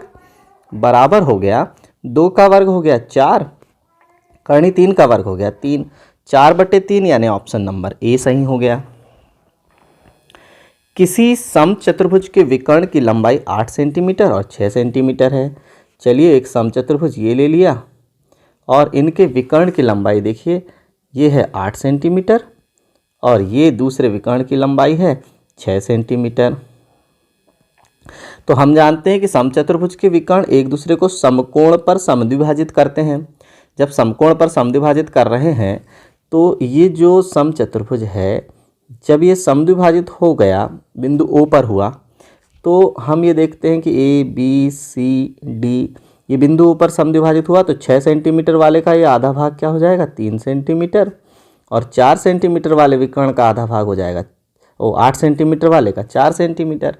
तो ये समकोण त्रिभुज में हम पाइथागोरस प्रमेय जब लगाएंगे तो कर्ण का वर्ग बराबर लंब का वर्ग धन आधार का वर्ग, यानी AD वर्ग हम यदि निकालना चाहें तो सीधे सीधे हमें कर्ण का वर्ग क्या निकल जाएगा, AD वर्ग ही तो, AD ही तो हमारी भुजा है, तो AD वर्ग का मान क्या हो जाएगा 3 का वर्ग धन 4 का वर्ग। तो AD वर्ग बराबर हो गया 3 का वर्ग 9, 4 का वर्ग 16, तो AD बराबर हो गया √25। तो AD हमें कितना प्राप्त हुआ 5 सेंटीमीटर। 5 सेंटीमीटर, देखिए यहाँ पर ऑप्शन नंबर D सही है, समचतुर्भुज की भुजा 5 सेंटीमीटर है। चलिए 41वें नंबर का प्रश्न देखते हैं। दो पासों की एक अकेली उछाल में दोनों पासों पर प्राप्त संख्याओं का योग 11 प्राप्त करने की प्रायिकता है। तो 11 प्राप्त कब होगा, जब हम दो पासे उछालेंगे। हमें पता है कि पासे जब हम उछालते हैं तो उसमें 1 से लेकर 6 तक अंक होते हैं। तो 11 हम कैसे प्राप्त करेंगे। सबसे पहले हम देखते हैं कि यदि पहले पासे में 6 आता है, उच्चतम अंक से हम शुरू करेंगे, तो दूसरे पासे में कितना आएगा तो 11 प्राप्त होगा। दूसरे पासे में 5 आएगा, ये पहला समूह बना। फिर यदि पहले पासे में 5 आता है तो दूसरे पासे में 6 आएगा, ये दूसरा समूह बना। इसके अलावा कोई समूह बनेगा क्या, बिल्कुल संभव नहीं है कि योग 11 आने की प्रायिकता में 6 5 और 5 6, जबकि कुल परिणाम कितने हैं, कुल परिणाम हमारे 36 होते हैं दो पासों को उछालने पर। और यहाँ पर अनुकूल परिणाम कितने हो गए, अनुकूल परिणाम हमारे केवल 2 हैं। ये देखिए 6 5 और 5 6, तो प्रायिकता क्या हो जाएगी 2/36। 2/36 यानी प्रायिकता हो जाएगी हमारी 2/36, जिसे हम हल करेंगे तो प्राप्त होगा 1/18। तो 1/18 कौन सी है, यहाँ पर ऑप्शन नंबर ए है 1/18। चलिए अब लेते हैं 42वें नंबर का प्रश्न। 42वां प्रश्न है 10 संख्याओं का माध्य 10 है। 10 संख्याओं का माध्य 10 है, तो आंकड़ों का योग वास्तव में कितना हो जाएगा, माध्य और संख्या 10 माध्य संख्या और माध्य दोनों का गुणा कर देंगे तो 10 × 10 आंकड़ों का योग हो गया। यदि दो संख्याएं 4 और 6 को क्रमशः 6 और 4 से बदल दिया जाए, यानी पहले जो संख्या यहाँ पर 4 जुड़ी हुई थी, तो 4 और 6 को क्रमशः 6 और 4 से बदल दिया जाए तो नया माध्य क्या होगा। ये देखिए 4 के स्थान पर हमें 6 लिखना है और 6 के स्थान पर हमें 4 लिखना है। तो वास्तव में कमी 10 की हो रही है, 4 और 6 10, और वृद्धि भी 10 की हो रही है। तो माध्य में कोई अंतर आएगा क्या, जब कमी और वृद्धि दोनों बराबर हैं तो माध्य 10 का 10 ही रह जाएगा। ऑप्शन नंबर बी सही है। 43वें नंबर का प्रश्न है, एपी दी गई है, हमें इसका 20वां पद ज्ञात करना है। तो एपी का 20वां पद क्या हो जाएगा, a धन 19d, है ना। a हो गया पहला पद और उसमें 19d और मिला देंगे तो 20 पद हो जाएंगे। a धन 19d, यहाँ पर a कितना है, a तो 6 है, और d कितना है, 9 में से 6 यदि कम कर देंगे तो 3 है। तो देखिए मान रख देंगे यहाँ पर, a हो गया हमारा 6 और d हो गया 19 × 3, तो कितना प्राप्त हो जाएगा, 6 धन 19 × 57, तो यहाँ पर प्राप्त हो गया 63। ऑप्शन नंबर सी सही है। 44वें नंबर का प्रश्न है, त्रिभुज ABC एवं त्रिभुज PQR में कोण A कोण Q के बराबर है। कोण A कैसा है, कोण Q के बराबर है, ठीक। कोण C, कोण देखो ABC हम पहले एक बना लेते हैं त्रिभुज, ये बनाया ABC, कोण A कोण Q के बराबर है, कोण C कोण R के बराबर है। तो देखिए यहाँ R आ गया, कोण C कोण R के बराबर है। तो यहाँ तीसरा कोण कौन सा होगा, यहाँ तो भाई Q हो गया, R हो गया, तो यहाँ पर P होगा। तो पूछा गया है कौन सा इसमें से सही है। इन दोनों त्रिभुजों में ये है, तो समरूप कौन से त्रिभुज कहलाएंगे? कौन कौन समरूपता ऊपर में से? दोनों त्रिभुज तो समरूप हैं, लेकिन त्रिभुज कैसे बनेंगे? ABCQPR।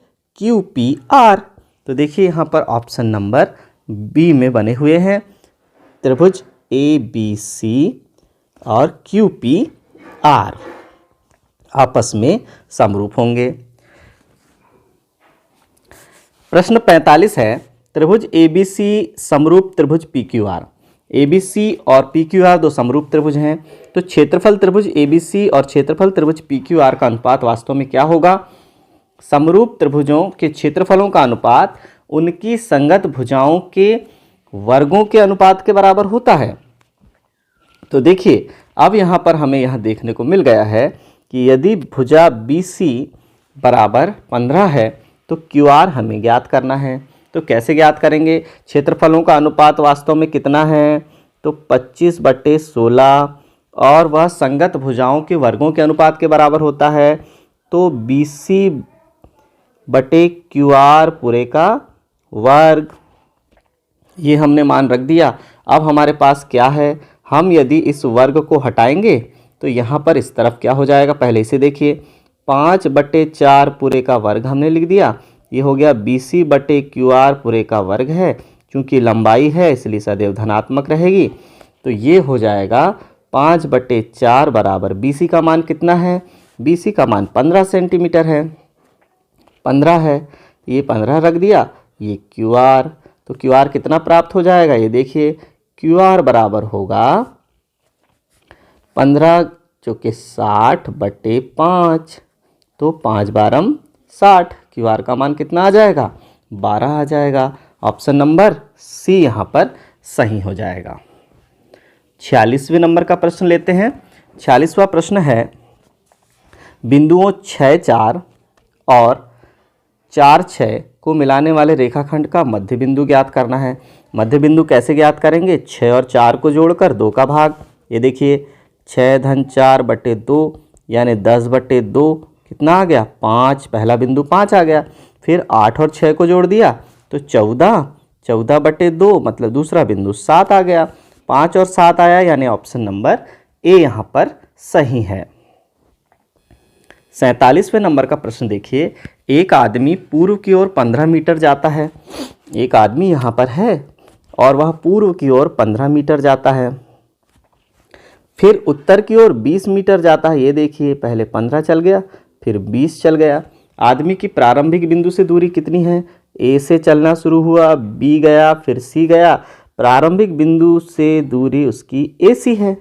AC हम कैसे निकालेंगे? चूंकि वह सीधा सीधा चल रहा है इसलिए यहाँ पर समकोण त्रिभुज बन गया 90 अंश का कोण। तो ये समकोण त्रिभुज में कर्ण का वर्ग यानी 20 का वर्ग, 20 का वर्ग कितना हो गया? ये लंब का वर्ग हो गया 400, आधार का वर्ग हो गया 225।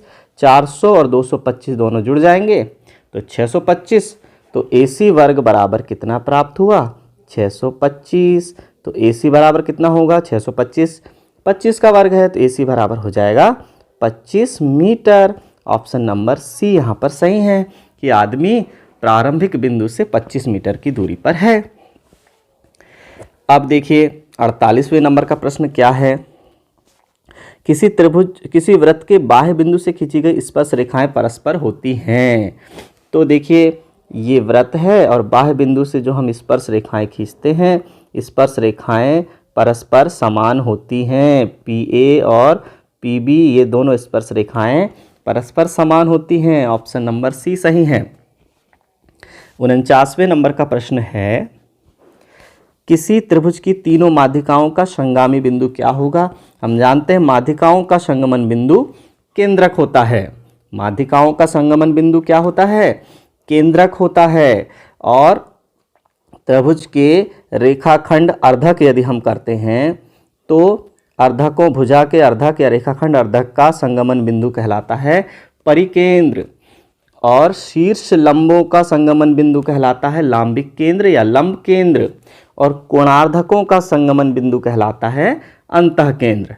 ये चारों हमें ध्यान रखना है माध्यिकाओं का संगमन बिंदु केंद्रक, रेखाखंड अर्धकों का संगमन बिंदु परिकेंद्र, लंब शीर्ष लंबों का संगमन बिंदु लांबिक केंद्र और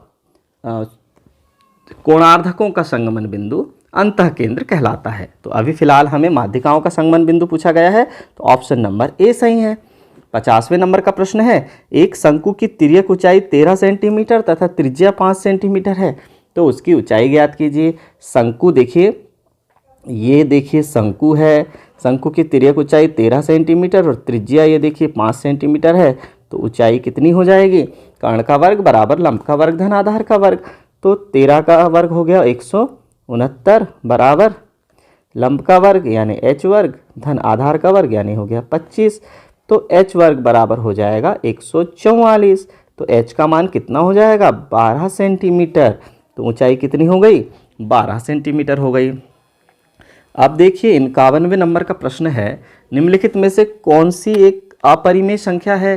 तो देखिए 0.14 शांत दशमलव निरूपण है, 0.1416 अशांत दशमलव निरूपण है, किंतु इसे बार द्वारा रोक लिया गया है। तो ये सब क्या हैं? ये सब परिमेय हैं, ये भी परिमेय है, इसे भी बार द्वारा रोक लिया गया है, यह भी परिमेय है। जिसे बार द्वारा नहीं रोका जा सकता वह अशांत अनावर्ती दशमलव निरूपण होता है। जैसे देखिए यहाँ पर 0.40 है, उसके बाद 1400 है, तो देखिए यहाँ पर 40 फिर 1400 आया, फिर 14000 आ गया, 3 0 आ गए, तो कैसे बार लगाएंगे?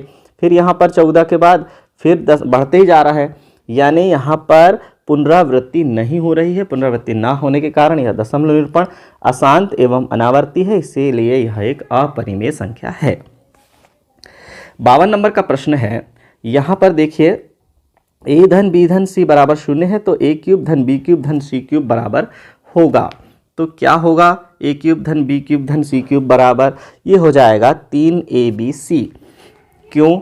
क्योंकि हम जानते हैं कि a cube plus b cube plus c cube minus 3abc बराबर होता है a plus b plus c दूसरे कोष्टक में a square plus b square plus c square minus ab धन माइनस bc माइनस ca, यह सर्वसमीका है। इस सर्वसमीका में जैसे ही हम a धन b धन c का मान 0 रखेंगे तो ये पूरा पद 0 हो जाएगा, तो ये माइनस 3abc का पक्षांतर हो जाएगा, तो a क्यूब धन b क्यूब धन c क्यूब बराबर हो जाएगा 3abc। ऑप्शन नंबर सी सही है। 53 नंबर का प्रश्न है, x अक्ष से बिंदु P 4 5 की लांबिक दूरी है। लांबिक दूरी कितनी होगी? देखिए हम यहाँ पर ले लेते हैं, ये x अक्ष हो गया और ये हो गया y अक्ष। यहाँ पर है बिंदु 4 5 जो कि x अक्ष की 4 इकाई दूरी पर है और y अक्ष की 5 इकाई दूरी पर है। तो हम ये कह रहे हैं कि x अक्ष से बिंदु की लांबिक दूरी कितनी है? x अक्ष से यदि इस बिंदु पर हम लंब डाल रहे हैं तो वास्तव में कितनी दूरी है? ये दूरी तो 5 इकाई है, तो कितनी दूरी है? 5 इकाई है। ऑप्शन नंबर डी यहाँ पर सही है। 54वें नंबर का प्रश्न है, रैखिक समीकरण 3x धन 4y बराबर 8 का आलेख ग्राफ y अक्ष को निम्नलिखित में से किस बिंदु पर काटता है? y अक्ष को किस बिंदु पर काटेगा? y अक्ष पर x निर्देशांक क्या होता है? 0 होता है। तो जब y अक्ष पर x निर्देशांक 0 होता है तो x का मान हम तो 0 मिल जाएगा और y का मान क्या हो जाएगा? y बराबर हो जाएगा 8/4।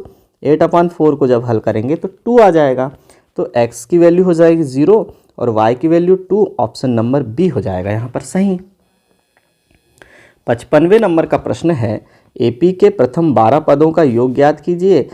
पदों का योग हम कैसे ज्ञात करते हैं? n/2 2a plus n minus 1d, ये फार्मूला है n पदों का योग ज्ञात करने का। तो देखिए n के स्थान पर कितना है? 12 है, तो रख देंगे सीधे s बराबर 12/2 और 2 a का मान कितना है? a का मान है 14 धन फिर n का मान है 12 ऋण 1 और d का मान कितना है? 14, 10 में से 14 जाएगा तो कितना होगा, ऋण 4। तो कितना प्राप्त हो जाएगा, ये हो गया 6। तो S बराबर हो गया 6 गुणा 14 दूनी हो गया 28, फिर यहाँ पर हो जाएगा ऋण 11 चौके 44। तो S बराबर होगा 28। तो 6 गुणा 44 में से 28 कम कर दीजिए तो कितना हो जाएगा, ये देखिए 44 ऋण 16 बच गया। ऋण 16 बचा तो S बराबर कितना हो जाएगा, 16 छिंग 96 -96। -96 कहाँ पर है, ऑप्शन नंबर ए सही है।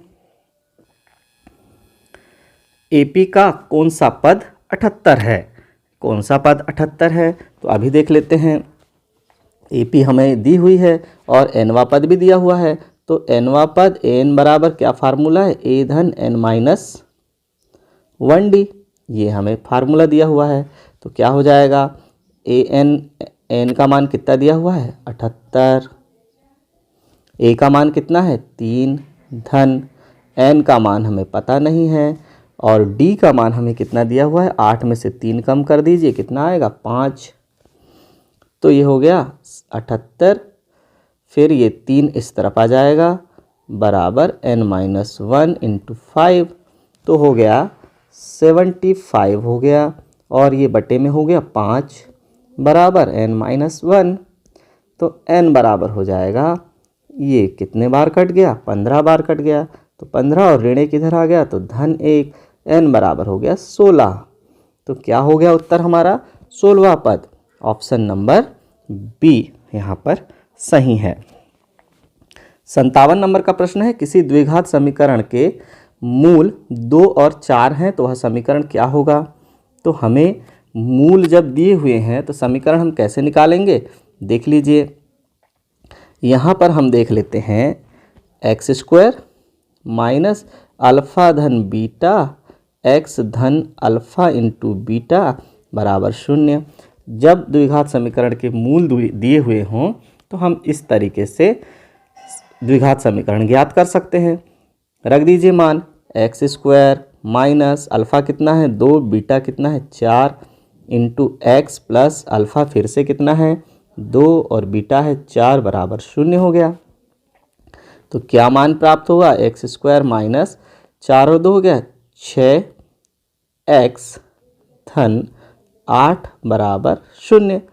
तो कौन सा वाला उत्तर सही है, यहाँ पर ऑप्शन नंबर डी सही है, x² minus 6x plus 8 is equal to 0।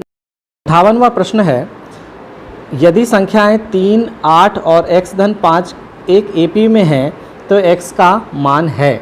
तो देखिए 3, 8 और x धन 5 ये तीनों AP में हैं तो इनके जो सार्वांतर हैं वो भी बराबर होंगे। सार्वांतर बराबर होंगे तो कैसे निकालेंगे, वास्तव में तृतीय पद में से जब हम द्वितीय पद को घटाएंगे तो भी सार्वांतर आएगा और द्वितीय पद में से जब हम प्रथम पद को घटाएंगे तो भी सार्वांतर आएगा। तो देखिए इसे जब हम हल करेंगे तो क्या प्राप्त होगा, यहाँ पर x ऋण 3 बचेगा और दाईं तरफ हो गया 5, तो x बराबर हो जाएगा 5 धन 3 मतलब 8। तो यहाँ पर आंसर नंबर बी सही है। प्रश्न है, यदि x बराबर 2 धन 3 हो तो 2 धन करणी 3 हो तो x धन 1 बटे x का मान हमें ज्ञात करना है। तो रख दीजिए x के स्थान पर 2 धन करणी 3 धन 1 बटे 2 धन करणी 3, हर का परिमेयकरण कर देंगे तो ये हो जाएगा 2 ऋण करणी 3 बटे 2 ऋण करणी 3। तो यहाँ पर हमें क्या प्राप्त हो जाएगा, देखिए यहाँ हमें प्राप्त हो जाएगा 2 धन करणी 3 तो हमारा ये पहले से था, धन 2 ऋण ये देखिए 2 ऋण करणी 3 अंश में है और हर में है यहाँ पर 2 का वर्ग हो गया, a का वर्ग ऋण b का वर्ग, तो 2 का वर्ग हो गया 4, ऋण करणी 3 का वर्ग हो गया 3।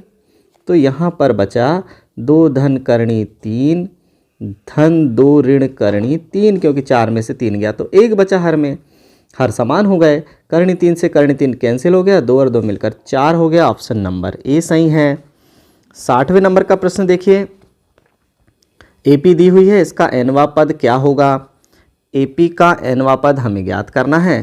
तो देखिए एनवा पद क्या होता है? ए धन n माइनस 1 डी। तो चलिए लिखते हैं, एनवा पद है ए धन n माइनस 1 डी। तो ए का मान कितना है? 5 है, n का मान है नहीं पता, और डी का मान क्या है? 7 में से 5 गए तो 2 है। तो ये कितना प्राप्त हो जाएगा? 5 धन 2n माइनस 2।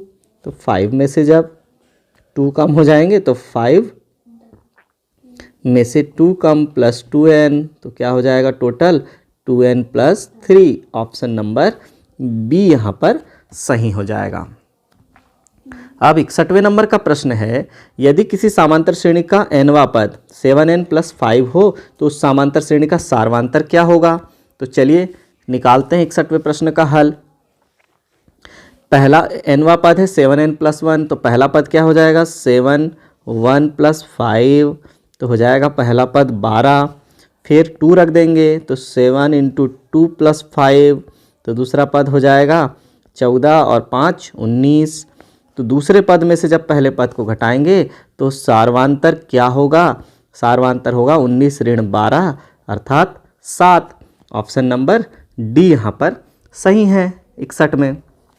62वां प्रश्न है, शांत जल में एक नाव की चाल 6 किलोमीटर प्रति घंटा है। रिपीट हुआ है यह प्रश्न, शायद पहले पेपर में था। यह धारा के अनुकूल 2 घंटे में 17 किलोमीटर की दूरी तय करता है, तो धारा की चाल क्या होगी? धारा के अनुकूल और शांत जल में, तो देखिए धारा के अनुकूल 2 घंटे में 17 किलोमीटर, तो 1 घंटे में कितना? 8.5 किलोमीटर, ये धारा के अनुकूल है। और शांत जल में कितनी है चाल? 6 किलोमीटर। तो हमें धारा की चाल कैसे पता चलेगी? धारा की चाल हो जाएगी 8.5 में से 6 को हम घटा देंगे तो 2.5 किलोमीटर प्रति घंटा। ऑप्शन नंबर ए यहाँ पर सही हो जाएगा। 63 नंबर का प्रश्न है, द्विघात समीकरणों, 2 द्विघात समीकरण दिए हैं, का उभयनिष्ठ मूल है। दोनों द्विघात समीकरणों का उभयनिष्ठ मूल ज्ञात करना है। 63 नंबर के प्रश्न में देखिए द्विघात समीकरण 2 दिए हुए हैं हमें, अब उनके उभयनिष्ठ मूल ज्ञात करना है, यानी दोनों में x के वे मान जो दोनों समीकरणों को संतुष्ट करते हों, तो दोनों को हमें बराबर करना होगा। X square minus 7x plus 10 is equal to हो जाएगा x square minus 10x plus 16। हमें उभयनिष्ठ मूल यहाँ से प्राप्त होगा। एक्स स्क्वायर का पक्षांतर करेंगे तो एक्स स्क्वायर से एक्स स्क्वायर कैंसिल हो जाएगा। 10x ऋण 10x को इस तरफ ले आइए तो ऋण 7x धन 10x बराबर हो जाएगा 16 ऋण 10। तो हो जाएगा यहाँ पर 3x बराबर 6 और x बराबर 6/3 अर्थात 2x का वह मान है जो उभयनिष्ठ है। तो ऑप्शन नंबर बी यहाँ पर सही है। 64 नंबर का प्रश्न है, निम्नलिखित में से असत्य कथन है। सभी सर्वांगसम आकृतियां समरूप होती हैं, ये तो सत्य है। सभी समबाहु त्रिभुज समरूप होते हैं, यह भी सत्य है। सभी समरूप आकृतियां सर्वांगसम होती हैं, यह सत्य नहीं है, यह सत्य नहीं है। सभी आयत समरूप होते हैं, यह भी सत्य नहीं है। तो ऑप्शन नंबर यहाँ पर डी और ऑप्शन नंबर बी ये दोनों कथन असत्य हैं। प्रश्न नंबर 65 देखिए, निम्नलिखित में से कौन सा मापक केंद्रीय प्रवृत्ति का मापक नहीं है? तो केंद्रीय प्रवृत्ति के मापक कौन कौन है? माध्य, माध्यिका और बहुलक हैं। तो परिसर नहीं है, ऑप्शन नंबर सी इसका सही जवाब है। यदि p और q दो अभाज्य संख्याएं हैं तो उनका एलसीएम क्या होगा? अभाज्य संख्याओं का लघुत्तम समापवर्त्य उनके गुणनफल के बराबर होता है, तो p इंटू क्यू होगा, यानी ऑप्शन नंबर बी आएगा। ध्यान रहे अभाज्य संख्याओं का जब भी हम लघुत्तम समापवर्त्य निकालेंगे तो वह दोनों के गुणनफल के बराबर होगा। यदि 6 मीटर ऊंचे एक पेड़ है जो कि 6 मीटर ऊंचा है, कि छाया कितनी है? 2 करनी 3 मीटर है तो सूर्य का उन्नयन कोण कितना होगा? सूर्य का उन्नयन कोण हमने मान लिया थीटा होगा, तो tan थीटा बराबर क्या हो जाएगा? लंब बटे आधार, 6 बटे 2 करनी 3, तो हो गया 2 तिया। फिर 3 को क्या लिख देंगे? करनी 3 गुणा करनी 3, नीचे के करनी 3 से कट जाएगा, तो tan थीटा बराबर करनी 3, तो थीटा बराबर क्या हो जाएगा? tan थीटा बराबर tan 60 अंश का मान है ना यह, तो थीटा का मान हो जाएगा 60 अंश। थीटा का मान 60 अंश, यानी ऑप्शन नंबर सी यहाँ पर सही है। 68वां प्रश्न है, यदि समीकरण x square minus 4x plus P बराबर 0 के मूल वास्तविक हो तो, मूल यदि वास्तविक हैं तो क्या होगा? देखिए कब वास्तविक होते हैं मूल? जब B square minus 4ac greater than हो तो वास्तविक एवं असमान होते हैं, और बराबर हो 0 के तो वास्तविक एवं समान होते हैं, तो दोनों में वास्तविक होते हैं, इसलिए हम लिखेंगे शर्त B square minus 4ac is greater than equal to 0। तो यहाँ पर मान रख देंगे, b का मान कितना है? ऋण 4 का वर्ग ऋण 4, a का मान है 1 और c का मान है p greater than equal to 0। तो 16 minus 4p is greater than equal to 0। अब देखिए दोनों पक्षों में हम 4p जोड़ देंगे तो क्या हो जाएगा? यहाँ हो गया 16 is greater than equal to 4p, ये हो गया। तो फिर 4 का भाग दे देंगे दोनों पक्षों में तो क्या हो जाएगा? 4, ये देखिए p से यानी p कैसा हो? 4 से छोटा या बराबर हो। इसे हम ऐसा भी लिख सकते हैं कि p कैसा हो? 4 से छोटा या बराबर हो। तो ये ऑप्शन नंबर ए यहाँ पर सही है। और सही भी बात है, यदि हम इस p के मान 4 से छोटे रखेंगे तो उत्तर हमें हमारा सदैव छोटे या बराबर रखेंगे तो 0 रहेगा, या 0 से बड़ा होगा तो मूल वास्तविक एवं समान होंगे, तो हमेशा वास्तविक की स्थिति बनेगी ऑप्शन नंबर ए में। फिर देखिए 69वां प्रश्न है, प्रथम 20 विषम प्राकृत संख्याओं का माध्य है। 20 विषम प्राकृत संख्याओं का माध्य क्या होगा? देखिए हम विषम प्राकृत संख्याएं लिख लेते हैं, 1, 3, 5, 7, ये डैश डैश डैश हैं। तो प्रथम 20 विषम प्राकृत संख्याओं का माध्य हमें निकालना है, तो कैसे निकालेंगे? अब हमें पता है कि यदि 20 विषम प्राकृत संख्याएं हैं तो उनका योग कितना होगा? सबसे पहले योग हो जाएगा n स्क्वायर, मतलब 20 का वर्ग।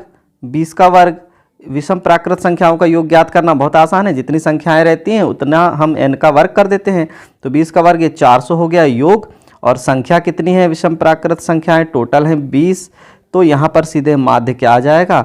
माध्य बराबर हो जाएगा 400 बटे 20, तो कितना आ गया? 20 आ गया। ऑप्शन नंबर यहाँ पर बी सही हो गया। अब ले लेते हैं 60वां प्रश्न।